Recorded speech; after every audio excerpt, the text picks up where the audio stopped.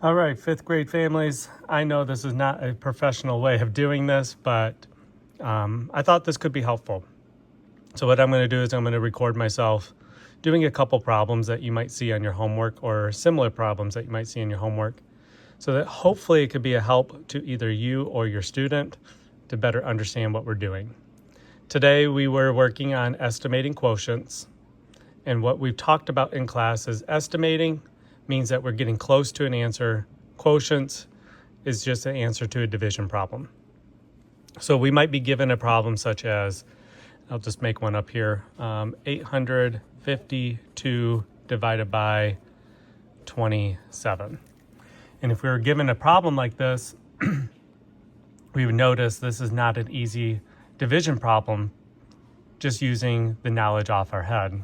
So we are going to estimate or use our rounding skills to help us come up with compatible numbers. We also talked about what compatible numbers are a lot during class. Compatible means numbers that work well together. So I can round 27 to 30, and 30 is close to 27.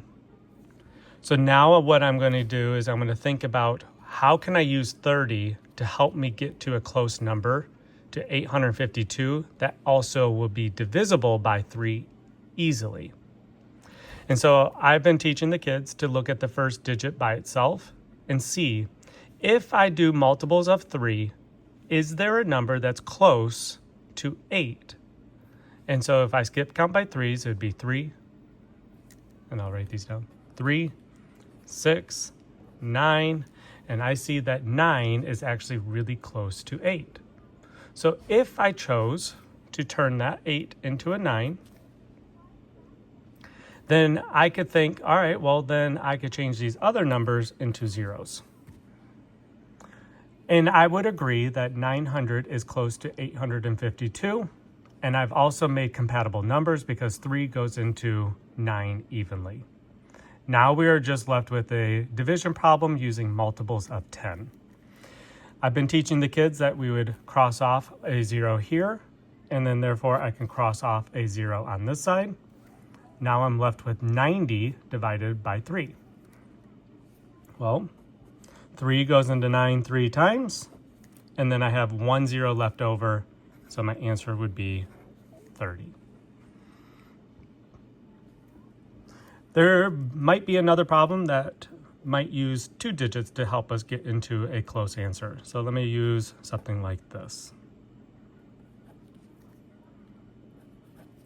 153, and we will say divided by, we'll go 27 again. So again, we are left with a problem that is not easily divided. So let's go ahead and use our estimation and rounding to help us with this problem. So 27 is close to 30 again. But if I use the same strategy as the problem above and I only look at the first digit, the nearest multiple of 3 would be 3, meaning I would have to change this 1 to a 3. And that doesn't help me too much because I would have to make a number, and I'll just go ahead and write it down, of 300. I would say that 153 is not close to 300, so this would not be a good, accurate estimation. So I do not want to do it just by looking at the first digit. What I would do is actually use the first 2 digits, and I would put a box around it. So now I'm not just looking at the first digit, 1, I'm looking at 2 digits, 15. So I'm looking for the closest multiple of 3 to 15. So if I go back over here, I have 3, 6, 9, 12, 15. Ooh, look at that. I landed exactly on the number that I put boxed in. So I could change 153 to 150. And now I could divide it by 30.